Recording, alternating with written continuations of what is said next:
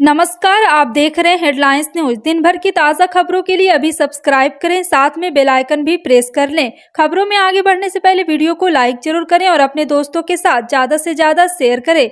और आप किस राज्य शहर से न्यूज को देख रहे हैं कमेंट में जरूर लिखें। बता दें, मणिपुर के मुख्यमंत्री एन बीरेन सिंह की मुश्किलें आने वाले दिनों में बढ़ सकती है। विधायक करमश्याम के इस्तीफे के बाद कई विधायक दिल्ली में बीजेपी के केंद्रीय नेतृत्व से मिलने की पहुंचे हैं और इसका समर्थन करते हुए कई नेताओं ने भी कहा है कि यह अनुशासनहीनता नहीं है। न्यूज एजेंसी पीटीआई ने बीजेपी के पदाधिकारियों के हवाले से कहा है कि मणिपुर के 4 विधायक दिल्ली में बीजेपी के केंद्रीय नेतृत्व से मिलने आए हैं। इनमें उपरीपोक सीट से एमएलए खवैरा कप्पम रघुमीत सिंह से सोशल मीडिया पर फोटो शेयर कर बताया है।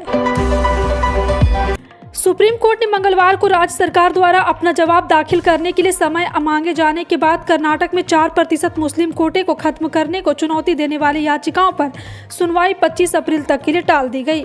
Justice KM. जोसेफ और बीवी नागरत्ना की खंडपीठ ने कहा है कि राज्य सरकार ने 13 अप्रैल को आश्वासन दिया था कि वक्का लीग और लिंगायती को 25 अप्रैल तक शिक्षण संस्थान में प्रवेश और सरकारी नौकरियों में नियुक्ति में कोटा का लाभ नहीं दिया जाएगा। दिल्ली में शराब के शौकीनों के लिए बुरी खबर है। अब 100 पाइपर, सिवाक्स, रीगल, ब्लेंडर, प्राइड और रॉयल स्टेक जैसे ब्रांड मिलनी बंद हो सकती है। दरअसल इन ब्रांड की पेरेंट कंपनी फ्रांसीसी शराब विनिर्माता पनोन रिकॉर्ड के बिक्री लाइसेंस नवीनीकरण संबंधित आवेदन को दिल्ली सरकार ने खारिज कर दिया है। दिल्ली सरकार ने इस फैसले को पीछे कंपनी के खिलाफ जाँच जारी रहने का हवाला दिया है। भारतीय वायुसेना में इस समय सबसे उन्नत और आधुनिक फाइटर जेट्स की बात करें तो सबसे पहला नाम राफेल का आता है। राफेल को भारत सरकार ने फ्रांस से खरीदा और इस समय भारतीय वायुसेना के बेड़े में 36 राफेल जेट है। वायुसेना में शामिल होने के बाद राफेल 26 जनवरी की कर्तव्य पथ पर होने वाली परेड में भी अपनी शक्ति का प्रदर्शन कर चुका है। वहीं अब पहली बार यह देश की सीमा से बाहर किसी अन्य देश की वायु सीमा से उड़ान भर रहा है। दरअसल फ्रांस में एक युद्धाभ्यास हो रहा है और इस युद्धाभ्यास में दुनिया भर के कई देशों की वायुसेना हिस्सा ले रही है। देश में कोरोना संक्रमण के मामले अभी कभी बड़ी तादाद में सामने आ रही है। ऐसे में आपको सावधान रहने की जरूरत है। केंद्रीय स्वास्थ्य मंत्रालय की ओर से जारी ताज़ा आंकड़ों के मुताबिक देश से पिछले 24 घंटे में कोरोना संक्रमण के 7,633 नए मामले सामने आए हैं। इसके साथ ही देश में कोरोना के सक्रिय मरीजों की संख्या बढ़कर 61,233 हो गई है। देश से पिछले 24 घंटे में 11 मरीजों की मौत हो गई, जिसके बाद देश में कोरोना संक्रमण से मरने वालों की संख्या 5,31,152 हो गई है। संत सेन महाराज की जयंती पर प्रदेश भर में कार्यक्रम आयोजित किए गए। मुख्यमंत्री शिवराज सिंह चौहान ने भी संत सेन महाराज को लेकर बड़ा ऐलान किया। सीएम ने कहा है कि बांधवगढ़ में संत सेन महाराज का भव्य स्मारक बनाया जाएगा। मुख्यमंत्री शिवराज सिंह चौहान ने कहा है कि सेन समाज सबसे मंगल काम करता है। सेन समाज के बिना किसी भी समाज के मंगलिक काम अधूरे हैं। संत शिरोमणि सेन जी महाराज की जयंती पर आप सबको हार्दिक बधाई देता हूँ। सीएम ने कहा, उमरिया जिले के बांधवगढ़ में 2 एकड़ भूमि से संत शिरोमणि सेन जी महाराज के भव्य स्मारक का निर्माण कराया जाएगा। बेमौसम बारिश और ओलावृष्टि से भारत में हर साल लाखों हेक्टेयर में लगी फसल बर्बाद हो जाती है। इससे किसानों को काफी आर्थिक नुकसान उठाना पड़ता है। कई किसान तो फसल बर्बाद होने के चलते कर्ज में डूब जाते हैं, लेकिन समय पर किसानों को मौसम को लेकर अपडेट मिलता रहे तो प्राकृतिक आपदा से होने वाले नुकसान को काफी हद तक कम किया जा सकता है। इसी बीच के साथ झारखंड सरकार ने किसानों के हित में एक बहुत ही बड़ा फैसला लिया है। झारखंड सरकार के इस फैसले से किसान गदगद हो जाएंगे। एनबीटी की रिपोर्ट के मुताबिक झारखंड सरकार ने किसानों को मौसम की जानकारी देने के लिए हर पंचायत में रेनगेज मशीन लगाने का फैसला किया है। आने वाले दिनों में दाल गरीब की थाली से गायब हो सकती है, क्योंकि पिछले 1 महीने से यह 5% महंगी हो गई है। इसका असर अब खुदरा मार्केट में भी दिखने लगा है। कई शहरों में दाल की कीमत में तेजी दर्ज की गई। ऐसे में जानकारों का कहना है कि अगर दाल की कीमत में इसी तरह से तेजी जारी रहती है तो महंगाई पर लगाम लगाना मुश्किल हो जाएगा। 1 महीने पहले जयपुर मंडी में अरहर 119 रुपये किलो बिक रहा था, जो अब बढ़कर 130 रुपये किलो हो गया। इसी तरह दिल्ली में अरहर के भाव में तेजी आई है। यहाँ पर 120 रुपये किलो बिकने वाला अरहर अब 126 रुपये सेल किया जा रहा है। ज्ञानवापी परिसर में वजू खाने को लेकर सुप्रीम कोर्ट ने दिशा निर्देश जारी किए थे, जिसके बाद वाराणसी के जिला प्रशासन ने ज्ञानवापी परिसर से जुड़े सभी पक्षों को साथ लेकर एक सहमति बनाई है। दरअसल वजू खाने को सुप्रीम कोर्ट के आदेश के बाद सील कर दिया गया था, जिसके बाद से मुस्लिम पक्ष लगातार वजू खाने को लेकर सवाल उठा रहा था। इस मामले को लेकर ज्ञानवापी परिसर की देखरेख करने वाली अंजुमन इंतजामिया कमेटी सुप्रीम कोर्ट गई थी।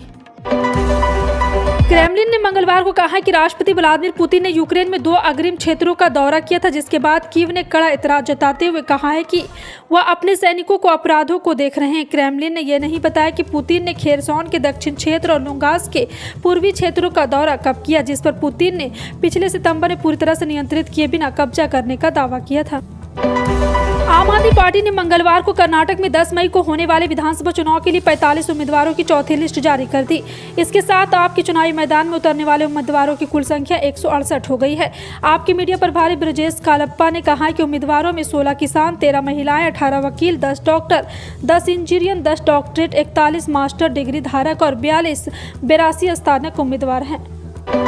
सुप्रीम कोर्ट ने मुख्य न्यायाधीश डी.वाई. चंद्रचूड़ की अध्यक्षता वाली संविधान पीठ ने समलैंगिक विवाह को कानूनी मान्यता देने के मामले दायर की गई याचिका पर सुनवाई शुरू कर दी। इस पीठ में मुख्य न्यायाधीश डी.वाई. चंद्रचूड़ और justice Sanjay Kishan Kaul, justice S. Ravindra Bhat शामिल है। सुप्रीम कोर्ट की संविधान पीठ ने ही साल 2018 में समलैंगिक रिश्तों को अपराध की श्रेणी से बाहर करने वाला ऐतिहासिक फैसला दिया था। अरुणाचल प्रदेश में भारत चीन सीमा पर बसे आखिरी गांव जेमिनथांगा में सोमवार को गौरसतम स्तूप में नालंदा बौद्ध धर्म पर राष्ट्रीय सम्मेलन हुआ। इसे चीन को भारत और बौद्ध अनुयायियों की ओर से संदेश के रूप में देखा जा रहा है। चीन ने 15 दिन पहले चीन ने अरुणाचल के 11 जगहों के नाम बदले थे। तवांग जिले में नालंदा बौद्ध परंपरा के तहत बुद्धिस्ट नेशनल कॉन्फ्रेंस हुई, जिसमें सीएम पेमा खांडू ने शिरकत की। उन्होंने इसे दुर्लभ और ऐतिहासिक बताया। एनसीपी में चल रही फूट की खबरों पर मंगलवार को बीजेपी के नेता और सूचना और प्रसारण मंत्री अनुराग ने मजाकिया अंदाज में कहा कि सत्ता के गलियारों में कुछ चर्चा होती रहती है और ऐसी खबरों का आनंद लेना चाहिए। मीडिया से बात करते हुए केंद्रीय मंत्री अनुराग ठाकुर ने अपनी प्रतिक्रिया दी। अनुराग ठाकुर बीजेपी के उन निर्वाचन क्षेत्र से संबंधित पहुंच कार्यक्रम के लिए मुंबई में थे, जहां पार्टी को 2019 के लोकसभा चुनाव में मामूली अंतर से हार का सामना करना पड़ा था।